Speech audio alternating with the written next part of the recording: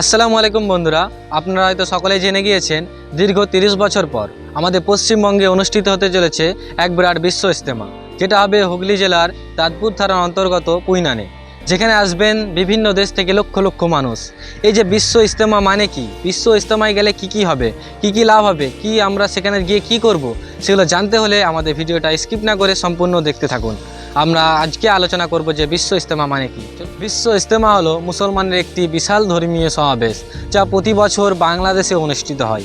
এটি ইসলামের দাওয়াতি আন্দোলন তাবলিগ জামাতের উদ্যোগে আয়োজিত হয়ে থাকে।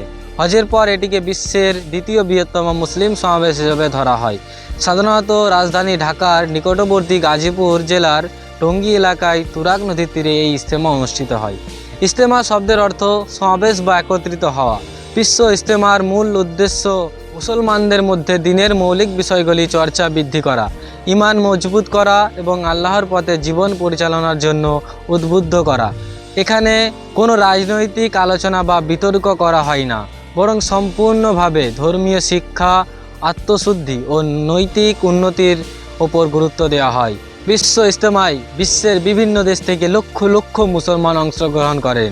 বাংলাদেশ ছাড়াও ভারত, পাকিস্তান, ইন্দোনেশিয়া, মালয়েশিয়া, সৌদি আরব, আফ্রিকা, ইউরোপ ও আমেরিকার বিভিন্ন দেশ থেকে মুসল্লিরা এতে যোগ দেন। অংশগ্রহণকারীরা সাধারণত কয়েকদিনের জন্য ইজতেমাই ময়দানে অবস্থান করেন এবং খুব সাদাসিধে জীবনযাপন করেন। ইজতেমা কার্যক্রমের মধ্যে থাকে বয়ান, ধর্মীয় বক্তব্য, কোরআন ও হাদিসের আলোচনা, নামাজ, জিকির ও দোয়া এবং দ্বীনি পরামর্শ।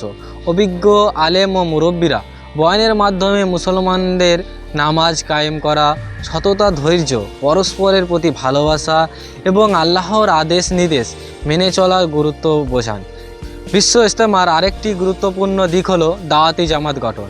ইজতেমা শেষে অনেক মুসল্লি স্বেচ্ছায় বিভিন্ন মেয়াদের, যেমন 3 দিন, 40 দিন বা 4 মাস জন্য দাওয়াতি কাজে বের হন।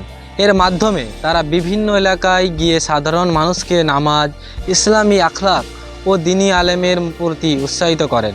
বিশ্ব ইজতেমা কেবল একটি ধর্মীয় সমাবেশই নয়, বরং এটি মুসলমানদের ভ্রাতৃবোধ, শৃঙ্খলা ও ত্যাগের একটি উজ্জ্বল দৃষ্টান্ত।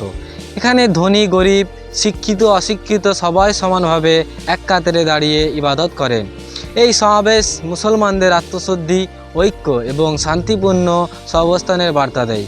সব মিলিয়ে বিশ্ব ইজতেমা মুসলিম উপহার জন্য একটি গুরুত্বপূর্ণ ধর্মীয় অনুষ্ঠান, যা মানুষকে আল্লাহমুখী জীবন করতে এবং নৈতিকভাবে উন্নত মানুষ হতে অনুপ্রাণিত করে। বিশ্ব ইজতেমা শুধু একটি সমাবেশ নয়, এটি আমাদের জীবন পরিবর্তনের এক সুযোগ। আল্লাহ আমাদের সবাইকে এর শিক্ষা বাস্তব জীবনে আমল করার তৌফিক দান করুন। আমিন।